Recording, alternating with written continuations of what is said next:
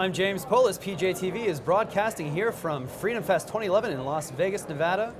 I've got with me someone you know well. He's the host of Freedom Watch on Fox News, Judge Napolitano. Thanks so much for joining us. Thank you. Nice to be with you. Now, you just delivered a fascinating talk on the Constitution, how we can save it, whether we can save it, what that looks like. A lot of people right now thinking about constitutional issues, very concerned about what the government might be doing with guns. We've got Operation Fast and Furious, Operation Gunwalker, starting to hear talk now of an Operation Castaway reaching past Mexico to Central America. What's going on here? Should Eric Holder resign? Well, I have already said that if Eric Holder had personal knowledge, actual personal knowledge, that people under his jurisdiction were distributing or looking the other way when guns were distributed to known killers, that he not only should resign, he should lose his license to practice law, and he may even expose himself to prosecution. He'll certainly expose himself to civil liability, that is, a lawsuit brought by people who were harmed with those guns.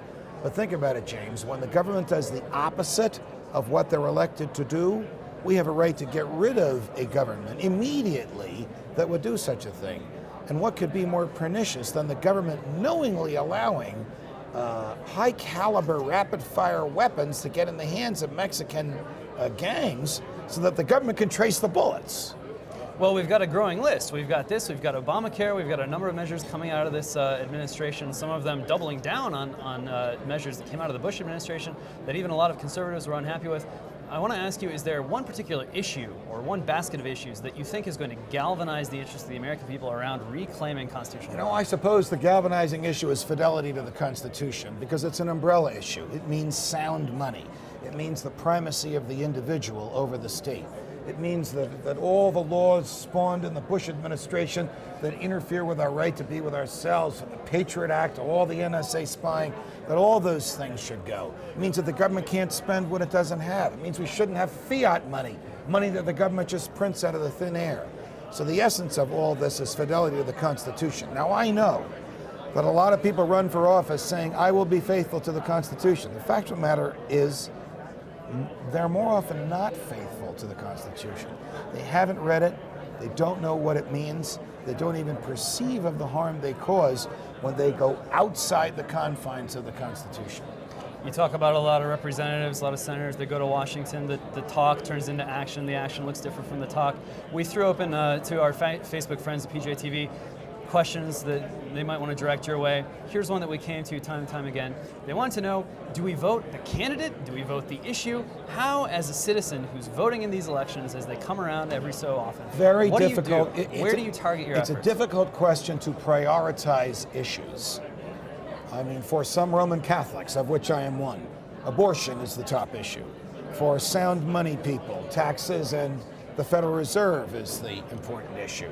For people more interested in privacy, the Patriot Act is the issue. You really have to make that judgment for yourself. You are rarely going to find a public official as pure as Ron Paul or Rand Paul, who are on the freedom side of every issue.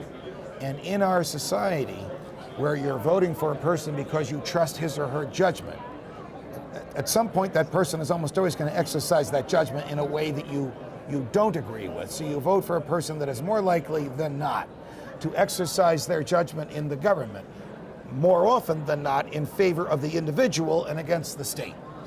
There are very few people like that, and we desperately need more.